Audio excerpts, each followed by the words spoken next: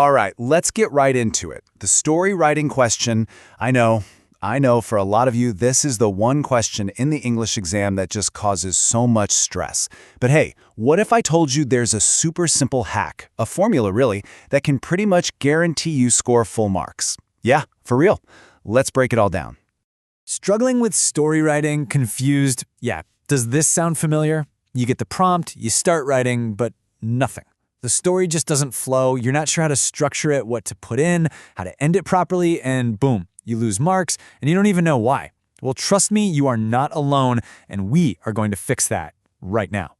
Because right here, right now, I'm going to share the secret to getting full marks.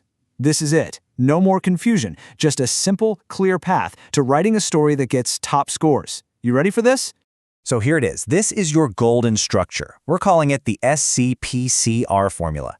Now look, this isn't just some little tip. It's a full-on blueprint. You know, like for building a house, if you build your story with this blueprint, you get a perfect structure every single time. And guess what? Examiners love a good structure. This is how you get those full marks.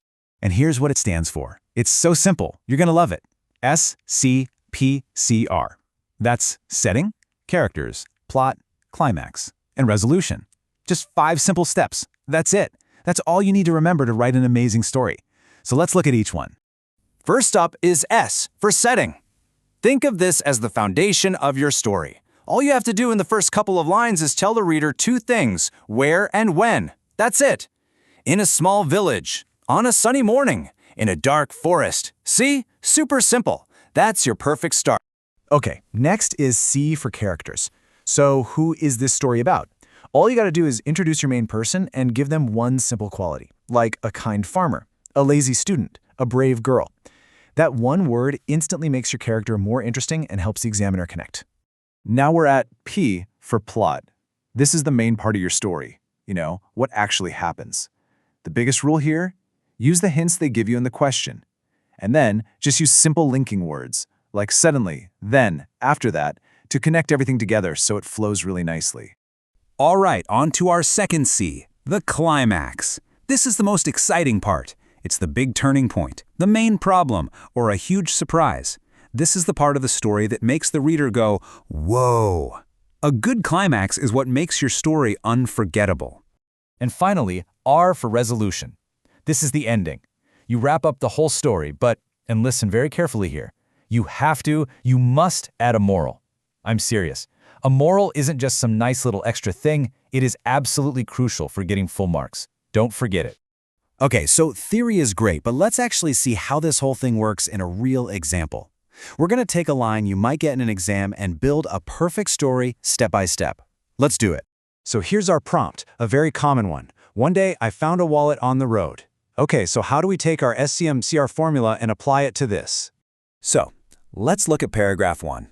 One day, I found a wallet on the road while returning home from school. It was lying near a bus stop. Okay, stop there. What do we have? The setting, on the road, near a bus stop. Perfect. And the character, I. So just like that, in 2 sentences, we've nailed our S and our C. So simple, right? Okay, on to paragraph 2. This is our plot. The wallet contained some money and an identity card. I was confused. Oh, that's good, a little bit of emotion. I remembered the values my parents taught me. I decided to return it. See how it all connects? The character faces a choice, thinks about it, and then decides what to do. That's a great plot. And in our third paragraph, we get the climax and the resolution. The climax, going to the house and returning that wallet. The resolution, the man is happy and our character feels proud. The story has a nice, complete ending. But hang on, we're still missing one tiny but super important thing. The moral. Yes, this is the final touch. After your story's finished, you write moral, and then the lesson. Honesty is always rewarded. See how it says compulsory? It really is. This one little line is what takes your story from being just okay to being a full mark story. Seriously, do not forget this part. Okay, so you've got the formula now, but let's really make it clear. What is the difference between a story that gets, 3 out of 5 and a story that gets a perfect 5 out of 5? Let's look at the mistakes versus the topper strategy. Look at this. On the left, this is what a lot of students do. The events are all over the place, there's no real ending, and the biggest mistake, the moral is totally missing. That's why they lose marks. Now look at the topper story on the right. It follows that clear SCPCR structure. Everything flows logically, and it finishes with a strong, clear moral. That right there, that's the difference. So let's just make a quick list of what you absolutely should not do. Forgetting the moral, not having a proper ending, just writing random stuff that doesn't connect, making the story too short, and ignoring the hints they give you in the question. Avoid these things and you're already halfway there. And here's what you should do. This is your topper checklist. Number 1, use simple past tense.